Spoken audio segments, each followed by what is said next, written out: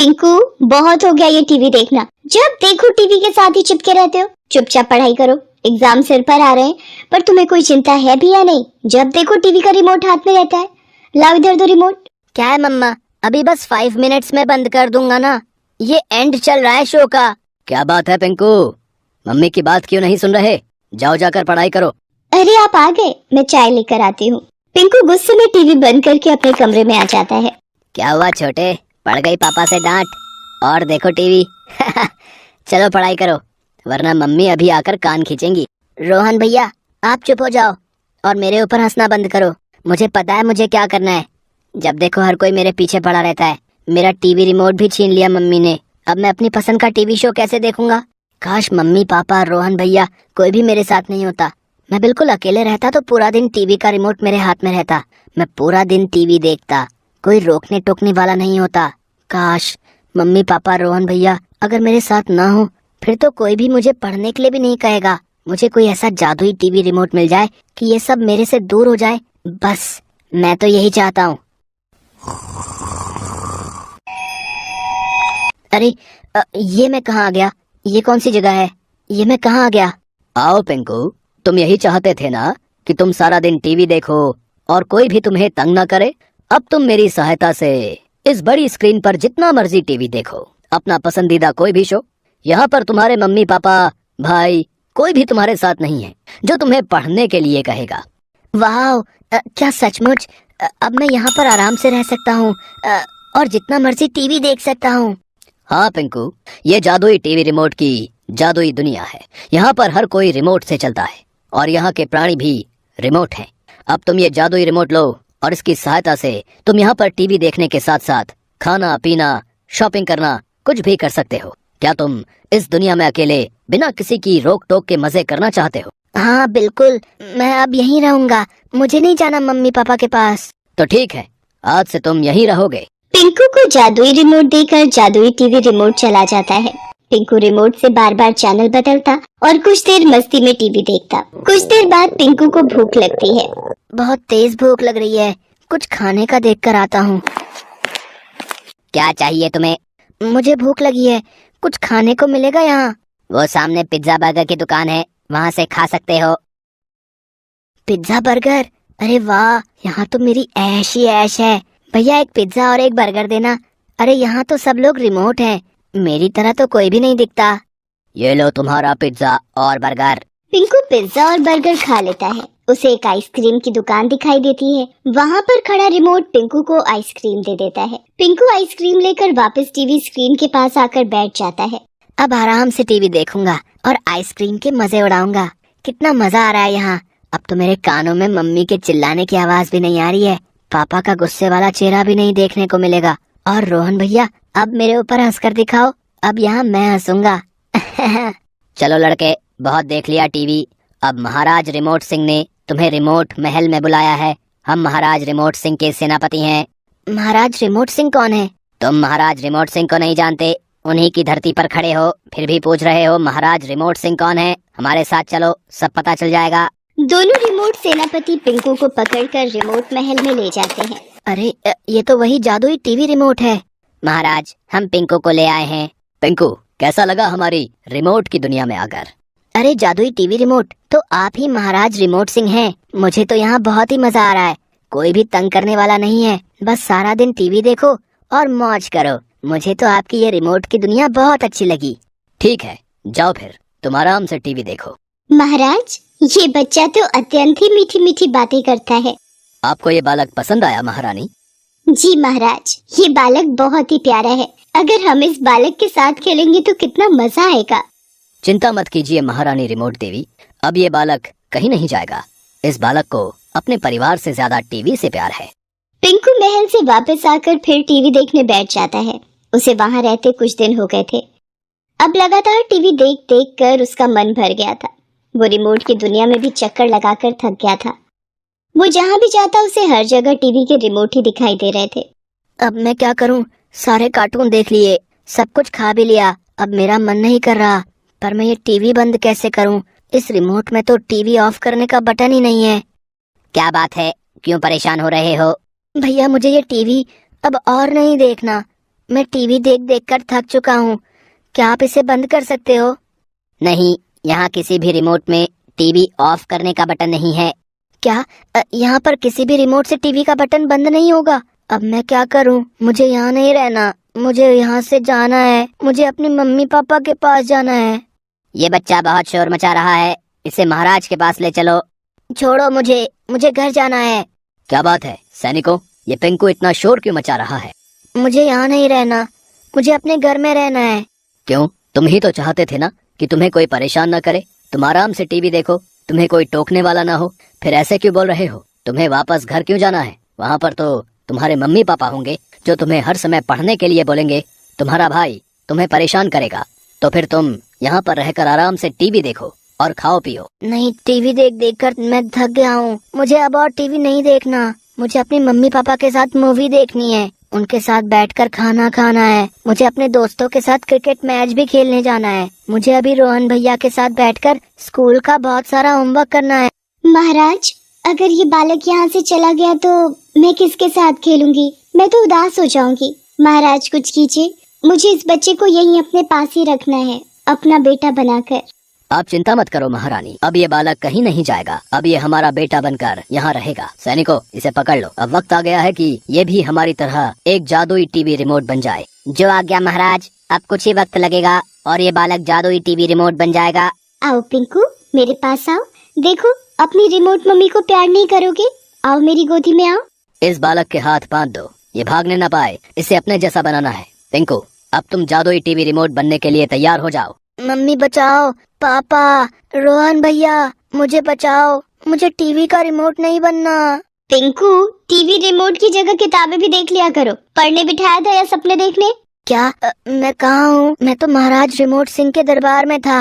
अब ये इसका नया ड्रामा है, मम्मी पढ़ाई से बचने का। पिंकू भागकर अपने मम्मी पापा के गले लग जाता है। I love you mummy, I love you पापा। और रोहन भैया, अब से मैं आपकी बातों का कभी भी बुरा नहीं मानूंगा। Love you. लगता है सपने में कुछ ज्यादा ही खो गया हमारा बच्चा। लव यू टू पिंकू बेटा।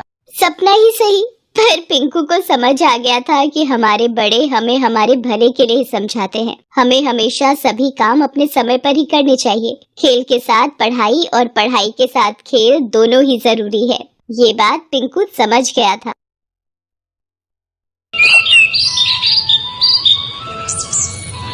शमशेर एक बेहतरीन बावर्ची था। वो अपना काम बहुत मेहनत से करता था, लेकिन फिर भी वो अपने परिवार के सभी सदस्यों का पेट नहीं भर पा रहा था।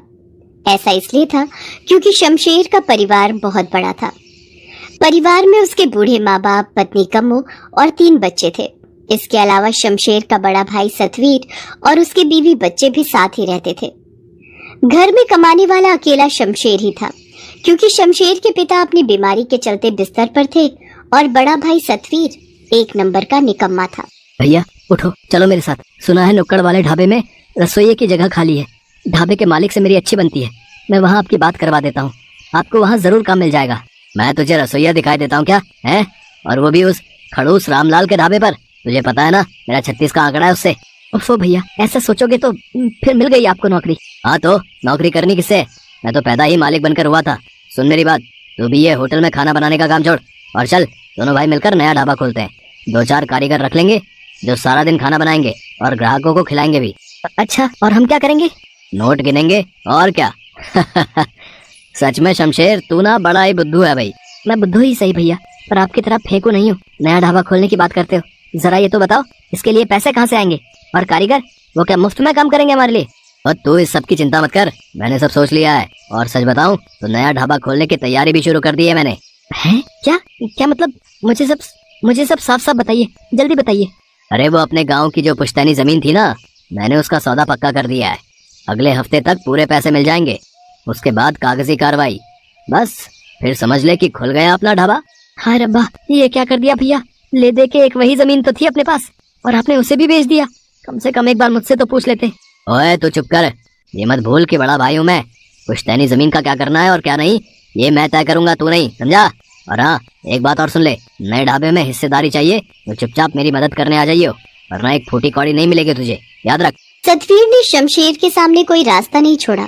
मजबूर होकर उसे सतवीर की बात माननी ही पड़ी और कुछ ही दिनों के अंदर दोनों भाइयों ने मिलकर नया ढाबा खोल लिया। हालांकि जमीन बेचकर सिर्फ ढाबा ही शुरू हो पाया, कारीगरों को नौकरी पर रखने लायक पैसे अब भी नहीं थे। भैया कोई बात नहीं, हम मिलकर खाना बनाएंगे, आप देखना अपना ढाबा बहुत अच्छा चलेगा। अब लेकिन दोनों अगर खाना बनाने में ही लग जाएंगे तो गल्ला कौन संभालेगा? अब तू अंदर का काम संभाल और मैं गल्ला संभालता हूँ। और ऐसा कर, कम्मो को भी बुला ले घर से, तेरी मदद कर देगी। शमशेर ने सतवीर को कुछ नहीं कहा और चुपचाप खाना बनाने लगा। उसकी पत्नी कम्मो और उसके बच्चे भी उसकी मदद करने लगे। जैसा कि शमशेर ने कहा था, उसने बड़े ही प्यार से खाना बनाया और अपने ग्राहकों को परोसा। खाने का स्वाद और शमशेर का अच्छा बर्ताव लोगों को बहुत पसंद आ रहा था।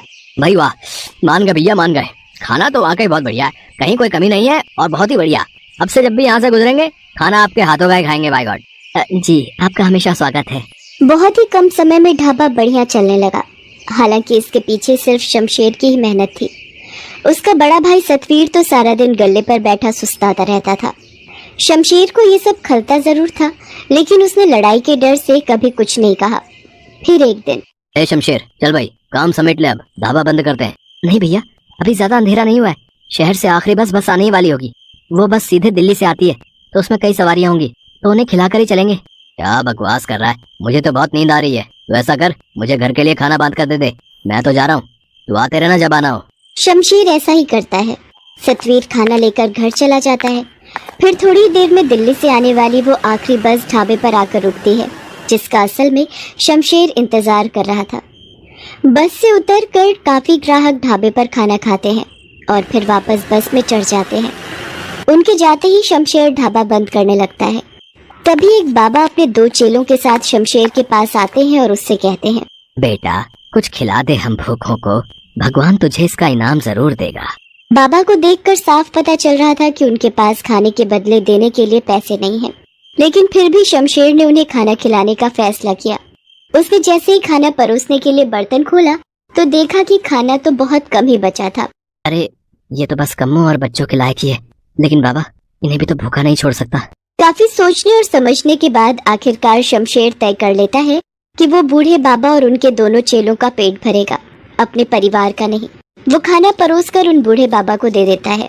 तभी कम्मो वहाँ आ जाती है और खाने के बर्तन को पूरा खाली देखकर शमशेर से कहती है, ये क्या किया आपने?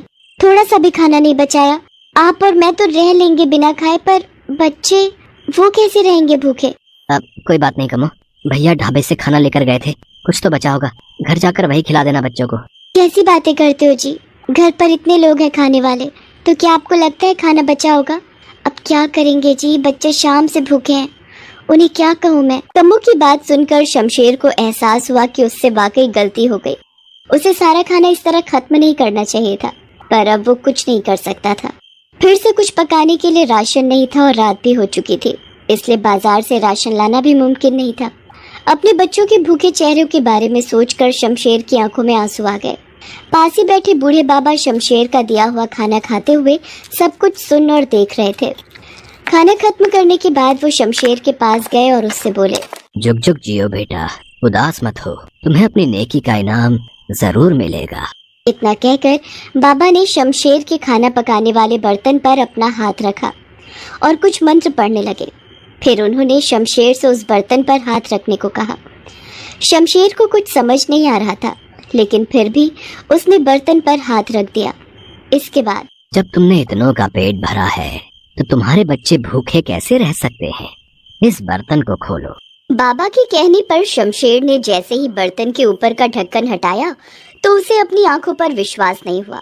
बर्तन खाने से पूरी तरह भरा हुआ था। बाबा ये कैसा चमत्कार है? नहीं, ये चमत्कार नहीं बल्कि आशीर्वाद है तुम्हारे लिए। अब से ये बर्तन हमेशा तुम्हारा कहा मानेगा। तुम इस पर हाथ रखोगे तो ये खुद ब खुद खाने से भर जाएगा, और जब तक तुम इसके ऊपर फिर से हाथ रखकर इसे रुकने को नहीं कहोगे, इसके अंदर का खाना कभी खत्म नहीं होगा। बहुत बहुत शुक्रिया बाबा, आप नहीं जानते आपने कितनी बड़ी मदद की है मेरी। मदद तो तुम करते आए हो। मैंने देखा तुमने उस बस से उतरे मेरे जैसे कई लोगों को मुफ्त में खाना खिलाया, जिनके पास तुम्हें देने के लिए पैसे नहीं थे। बावजूद इसके कि खुद तुम्हारा परिवार भूखा था। बस इसी तरह हमेशा जरूरतमंदों की मदद करते रहना बेटा, और ये जादुई बर्तन हमेशा तुम्हारा साथ देता रहेगा।